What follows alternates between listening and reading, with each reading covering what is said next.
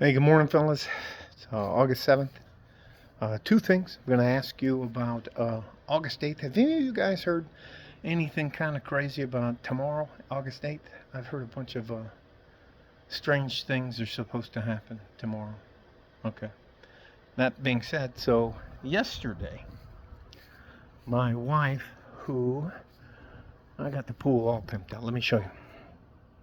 And we're supposed to have a thunderstorm. The pool's all pimped out. I'm just putting some water in it, running the filter. I clean the filter tomorrow. There it is. There's the sun up there.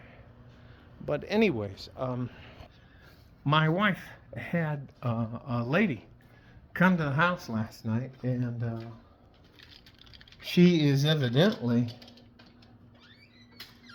a very, very successful surgeon. And she sat. I'll tell you. They sat in the living room here. I'm going to take you to the living room. And they sat in the living room and must have talked for about 2 hours because they're trying to keep her from quitting. Now, mind you, this woman is what I would consider hyper competitive. I went and played, I don't know if you've heard about it, like Top Golf, where you got like a tee, and it's like teeing off for the first time, and you can just sit there and have drinks and whatever else, and she was extremely competitive, masculine competitive, and she said she said she has enough money and she wants to start a family, but she'll have to adopt because she can't conceive, and she's looking for a husband. And I was trying not to eavesdrop, but I was actually eavesdropping. She has all the accolades, academic accolades, and the rest of that stuff, but she said she feels like she's missing something in her life. And they talk and they talk and they talk. And anyways, I think I went in to adjust the thermostat to lower it so that it's a little cooler during the nights. It's easier to sleep. We use we usually keep the thermostat at 72 in the rest of the house, and then in our bedroom 68, because it's easier to sleep. It's better for you to sleep anyways. So I'm getting sidetracked. And when I was there, and she said, "Would you mind if I asked your husband a couple of questions?" And I was like, okay. Walk out, and this woman is beautiful. Maybe, I think, somewhere between 5'6" and 5'8". Well put together, good looking, not too much makeup, but extremely serious. I think, and this is one of the things I told her. I said, I think sometimes if you smiled, your face would crack. And she laughed, and anyways. And whenever she smiles, she puts her hand up like that. And it doesn't matter. And she asked me how to find a good man. And I said, well, find somebody you find attractive, and then ask him what he wants. And she seemed shocked that I would say, what do you mean? What does he want? Well, just ask him what he expects out of a relationship. And we talked about prenups and the rest of that kind. And she just kept coming back to that same question. What do you mean? How do you bring that up? You gotta. Women already know by a man's profile, especially on a dating site, on average, how tall he is and if he's in shape. And then, of course, there are guys out there lying. And, of course, there are women out there lying. But I just think it's completely hilarious to women that want to find a good man. And she doesn't need a provider. She just wants a good man who's going to be a good father. And she may or may not work part-time if it's required. But she has enough money to take care of herself for the rest of her life. But she doesn't want to be alone. She wants to have a family. And even if that's a blended family. And I asked her, I said, does it matter if the man has children from another woman. And, she said she wasn't prepared to answer that question. So we just moved on. And she asked me about dating, and I said, well, the first few dates, at least the first 2 dates, should either be a coffee date or you should go for a walk where you guys can just talk to each other. And it doesn't have to be a fancy dinner or anything like that. Anyways.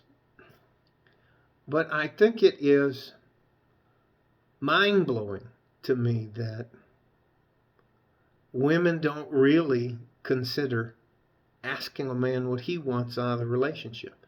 And I would tell a lot of women when they were going off about what they wanted and this and that and da da da da da. I've already disqualified them.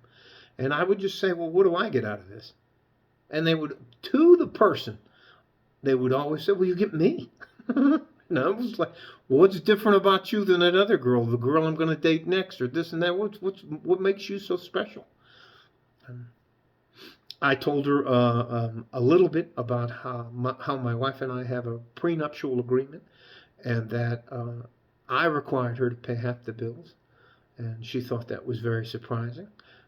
Anyways, women that are hyper competitive and hyper successful, she's very good looking. She's not going to have a hard time attracting a man. And that's the same thing she told me. I don't have any problem attracting a man, but I want a good man. And the hardest question she asked me, and if you can help me out with this, I'd appreciate it.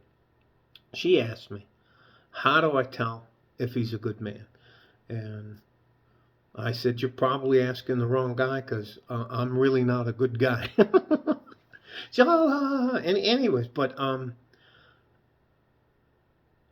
I think that the basics of a good man are protection and helping to provide. I don't think providing everything is any more isn't necessary anymore in a relationship, unless she's going to be a stay-at-home mom.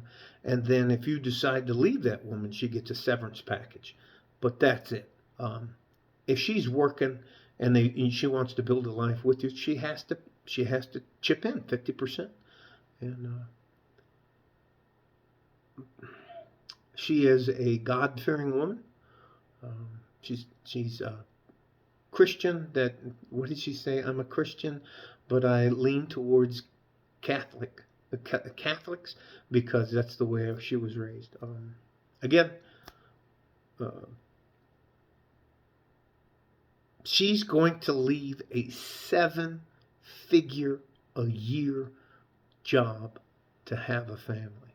She's probably devoted at least half of her life to school and becoming a successful. She's a surgeon, and she's a neurosurgeon. I don't mean this to sound crazy, but they make a lot of fucking money. So, and she's giving it all up. She's giving it all away because she doesn't feel fulfilled. And I don't think many women understand that. I believe that the percentage now is over 50%. I believe it's 51% of women will not be married and will not have children. And that's a very bad sign for us. So, as a nation, as a community, hopefully some of that will change. The only reason she just can't have kids, and I'm not going to get into that, but she's willing to adopt. And anyways, I just found it amazing.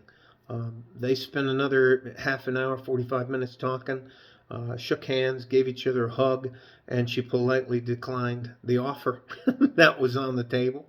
And she's going to go out. I told her Match.com. I don't know anything about this thing called Bumble, and I definitely don't think you should be trying to find a man on Tinder or finding a woman, unless you're looking to smash and dash on Tinder. There's just, no, I don't consider that a dating site. I don't know if there's other ones. I think there's, I don't remember the names. So, and don't volunteer in the comment section, but a lot of women are coming to the realization that there is a price to pay for not being in a family or wanting to be without a family, her own family. And what did she tell my wife? She said it feels like there is something just beating inside of her chest telling her to get started on a family. So I'm sure she'll have no problems. But it was interesting to hear, because you are always comparing the checkout lady at Walmart and or somebody in the average area of excellence who want all of these uber successful guys, and here it is, this woman who is, she checks all the boxes as far as I'm concerned, and all she wants now is to have a family at age 35. She says it's absolutely unfulfilling to keep her career going. Only after she establishes this is a woman talking. Only after I establish my family, I might consider going back and either teaching, consulting, or doing operations every once in a while. She says, I'm not even going to maintain my certifications, whatever that kind of stuff employs, or certifications and permissions, I guess. Anyways, that's none of my, I don't care about that. So, gentlemen, I think some of the women are starting to get it. And it's not just the women who are delusional. This woman was very rational, and she had, I think she has a spreadsheet set out on how to find a husband. It was funny. The look on her face when I said, well, just ask him what he wants. She was like, what? Anyway, all right, I'm beating this horse to death. Anyways, the other thing is, I'll look it up, but is anything supposed to happen tomorrow because of this weird-ass year we're having? Other than that, love you guys. Stay safe and healthy. Take care of each other if you can. And if you can't, you have to take care of yourselves. Like a fort and a G-string. From West Texas, El Paso, I'm out of here. And oh, by the way, this woman comes from a very poor traditional family. And